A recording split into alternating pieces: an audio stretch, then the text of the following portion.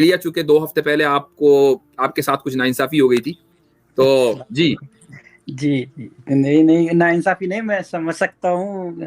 असल में उस दिन वो एक हमारा इंडिपेंडेंस डे का प्रोग्राम था, मैं बता भी चुका हूँ आमिर भाई को, तो मैंने फैमिली को भेज दिया था और मैं पार्टिसिपेट करना चाह रहा था उस दिन। कुछ पॉइंट्स थे कुछ, तो खैर अभी मैं इसी टॉपिक पे रहूंगा। सर बहुत फ्रूटफुल डिस्कशन चल रही है अभी तक। सबसे पहली बात है सिविलाइजेशन की तो ब्यूटी यही है कि वो चेंज होती रहती है, एक भी सिविलाइजेशन पे कोई भी नहीं रुक सकता। यही हमने हिस्ट्री में भी देखा है, चाहे आप ग्रीक की हिस्ट्री देख लें, उस पर मेसोपोटामिया का इन्फ्लुएंस आया तो वो भाई मैं आपको रोकूंगा और मैं ये कहूंगा कि अगली जो स्ट्रीम होगी जी भाई वो इस बात पर होगी कि इंडिया में वकीलों का फ्यूचर क्या है और इतना खराब स्टैंडर्ड क्यों है वकीलों का कि वो मतलब अब हमें जो है मेरे ख्याल से रिक्वेस्ट करनी पड़ेगी आमिर हक साहब से कि RRR3 लेकर आए वकीलों के ऊपर, इंडियन वकीलों के ऊपर। यार मतलब मैं तो स्टैंडर्ड देखकर हैरान रह गया।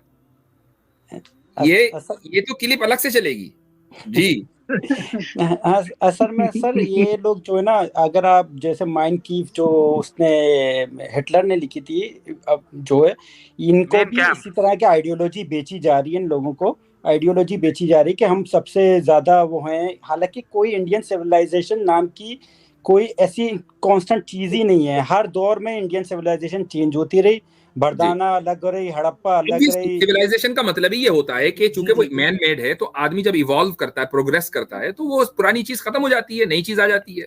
जी, अशोका सिविलाइजेशन अलग थी, गुप्ता सिविलाइजेशन अलग थी, चंदा मौर्य सिविलाइजेशन अलग थी, उनमें बहुत ज्यादा, और विद इन द इंडिया बहुत अलग अलग सिविलाइजेशन थी। ये तो अगर एक भारत एक स्टेट की तरह अगर जो बना, वो तो फिर मुगल दौर में एक स्टेट की तरह बन पाया। इससे पहले तो अलग अलग राजाएं थी, अलग अलग वो थी, तो उनके अलग अलग तरह के कल्चर्स भी थे। अच्छा, ये कल्चर्स को सिविलाइजेशन को मिक्स करते हैं। जब सिविलाइजेशन पे आप इनसे डिस्कशन करते हैं तो ये मजहब पे आ जाते हैं। जी कुछ है तो नहीं, कुछ है नहीं। असल में मुझे जो लगता है ये सिविलाइजेशन तो एक इनका जो है वो है एक मास्क है, ये असल में अपना मजहब को इम्पोज करना चाह रहे हैं। राइट वही है मसला। वही मैं आज के डिस्कशन से वही निकल कर आया। अभी वो जो आर्यपुत्र आए थे, उन्होंने इसको खुल्लम खुल्ला मान लिया कि भाई सिविलाइजेशन मजहब है, मजहब उस सिविलाइजेशन से हिंदू राष्ट्र निकला है, और हम राष्ट्र को सर्वप्रिय मानते हैं, सुपीरियर मानते हैं, लिहाजा हम मजहब को सुपीरियर मानते हैं। That's all. वही हमें पूछना था, वो हमने पूछ लिया। चले ठीक है, बहुत बहुत शुक्रिया। मैं कमेंट ले लेता हूँ इतिहाद खान साहब का। जी थैंक यू। अस्सलाम वालेकुम। जी इतिहाद खान साहब। जी अस्सलाम वालेकुम मुफ्ती साहब। सलाम जी जी सभी पैनलिस्ट को अस्सलाम वालेकुम व रहमतुल्लाहि व बरकातहू। मैं बस इसलिए बोल रहा था कि मेरे को टॉपिक मिल गया था उस दो भाइयों से बात करने का, लेकिन खैर जाने थे। चले ठीक है, बहुत जबरदस्त हैंडल किया। चले शुक्रिया बहुत बहुत। आपसे बात काफी दिनों के बाद हो रही है। आपने 2-3 मरतबा मुझे अपने लाइव में बुलाया। I am extremely sorry. उस वक्त मेरी क्लासेस का वक्त होता है, मैं क्लास छोड़कर आना जरा मेरे लिए मुश्किल होता है, लेकिन जब भी मुझे मौका मिलेगा और आपकी लाइव होगी, मैं उस वक्त जरूर हाजिर होऊंगा इंशाल्लाह। जरूर इंशाल्लाह। चले ठीक है, बहुत जबरदस्त आपका स्ट्रीम चल रहा है। बस ये था कि सवाल ये कि जो मेरा एक सवाल ये है कि हिंदू राष्ट्र आने के बाद कौन सुरक्षित रहेगा?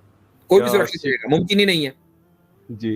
क्योंकि हमने तो देखा है कि कर्नाटक में बेचारे कृष्णों की मूर्तियां तोड़ दी गई, जो है मेरठ में जो है सिख को जो है पगड़ी उतार के मारा गया, गुजरात में दलितों का बुरा हाल कर दिया, और फिर जो है कि मस्जिद और मदरसों के आगे में नारे लगाए गए। तो फिर ये हिंदू राष्ट्र अगर बनेगा तो फिर तो मुझे नहीं लगता कि कोई भी सुरक्षित रहेगा।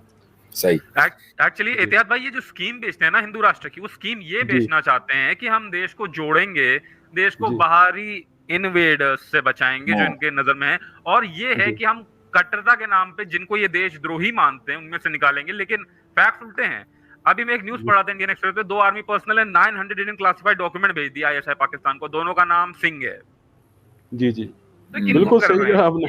ये सिर्फ मीठी टॉफी बेच रहे हैं, और वो बेचारे इसलिए ले रहे हैं क्योंकि उनको गोदी मीडिया ने डर दे दिया कि वो खा जाएगा तुमको, चले बेटियों को ले लेगा। चले ठीक है भाई। अब 3.5 घंटे हो गए। इतनी लंबी स्ट्रीम तो मैं करने का बिल्कुल आदी नहीं हूँ।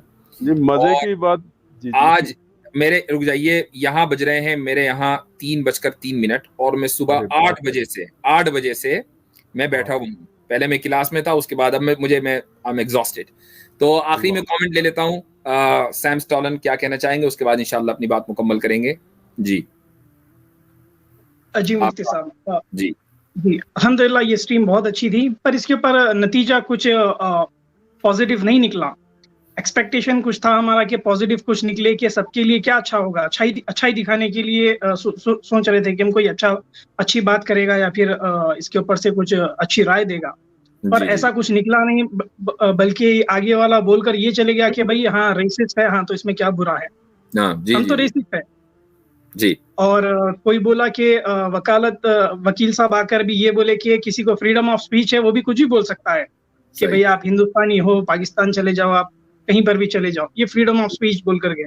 तो ये सारी स्ट्रीम जो है नेगेटिव रिस्पॉन्स ही आया है, इसमें से कुछ पॉजिटिव नहीं निकला है। तो हमारे हिंदू भाइयों को जानना चाहिए कि जो ये नारे लगा रहे हैं, जो ये आइडियोलॉजी को प्रमोट कर रहे हैं, वो सिर्फ नेगेटिव ही देगा। आप भी इसकी मुखालिफत नहीं कर पाएंगे, जितनी भी सनातनी आएंगे ना, उसको एक पॉजिटिव वे में नहीं बता पाएंगे। तो ये नेगेटिव नारे हैं और नेगेटिव जो आइडियोलॉजी चल रही है, इसको खत्म करना चाहिए आप लोग को। थैंक यू सो मच, जज़ाकल्लाह खैर। जबरदस्त जी। अबू तुराब साहब लास्ट कमेंट। जी मुफ्ती साहब, ये जो सैम भाई ने अभी कहा उस बात से मुत्तफिक हैं कि इसमें जितने भी लोग आए उनमें से ज्यादातर लोगों को तो वो यानी टॉपिक को जो है वो खलत मलत कर दे रहे थे। और उसके बाद जो ये वकील साहब आए लास्ट में, उसमें ये कहना चाहेंगे कि इस बात का तो जिंदगी भर फक्र रहेगा कि 22 साल के एक्सपीरियंस सुप्रीम कोर्ट के वकील को जो है वो यहाँ पर उसकी धुलाई की गई। खैर मैं वो लफ्ज तो नहीं बोलूंगा, लेकिन बहरहाल मुझे अफसोस हुआ उन तमाम क्लाइंट्स के ऊपर के जो हमारे वकील साहब के पास जाते हैं। मैं उनके लिए जस्टिस की अपील करूंगा लोगों से, और मैं उन तमाम क्लाइंट्स के गम में बराबर का शरीक हूं, चूंकि उनकी मुकद्दर में हार लिखी गई है। हमारे वकील साहब जो है वो आज बुरी तरह फंस कर वो साबित कर चुके हैं कि भाई उनके क्लाइंट्स का तो बहुत बुरा होने वाला है। तो चले ठीक है मुफ्ती साहब, मुझे अब ये बिल्कुल शक हो रहा है कि इनका घर कब्जा हो जाएगा, कोई ना कोई कर लेंगे। मुझे तो पूरा यकीन लग रहा है। मुझे ये भी डाउट हो रहा है कि कहीं ये सही में वकील थे या फिर ये ऐसे ही बोल रहे थे, क्योंकि इतना जो है वो सुप्रीम कोर्ट का वकील इस तरीके से वो चीजों को खलत मलत कर दे। अपनी डीपी उन्होंने लगा रखी थी वकील के कपड़े में, इसीलिए तो मैंने पूछा आप वकील है क्या वरना मुझे क्या पता था। मुफ्ती साहब जब हम छोटे थे तो एक मूवी देखते थे राजा बाबू, जिसमें वो अनपढ़ रहता है लेकिन फोटो उसने वकील, पुलिस वाले, डॉक्टर वाले लगाए होते हैं पूरे कमरे में। चले ठीक है, बहुत बहुत शुक्रिया तमाम लोगों का, तमाम पैनलिस्ट का, तमाम हजरात का। सैम स्टॉलन आपका बहुत शुक्रिया, आप बहुत देर से थे। अबू तुराब आपने जबरदस्त एक्सपोजे किया आज, और उसके लिए बहुत बहुत शुक्रिया। और हमारे जितने भी पैनलिस्ट हैं आते जाते रहे। कैसर भाई शुरू में रहे, कोई इमरजेंसी उनकी हो गई थी तो वो उनको जाना पड़ा, उनका मैं शुक्रगुजार हूं कि मेरी रिक्वेस्ट पर वो आए। और तमाम लोग जो हमारे कॉल पे जुड़े, जो देख रहे थे और इतनी देर तक देख रहे हैं, इंशाल्लाह फिर अगले हफ्ते एक नए टॉपिक के साथ आप हजरात के साथ से मुलाकात होगी। तब तक के लिए खुदा हाफिज, जज़ाकुमुल्लाह खैरन, अस्सलाम वालेकुम वरहमतुल्लाहि वबरकातुहू। वालेकुम। सबक फिर पढ़ सदाकत का, अदालत का, शुजाअत का, लिया जाएगा तुझसे काम दुनिया की इमामत का। सबक फिर पढ़ सदाकत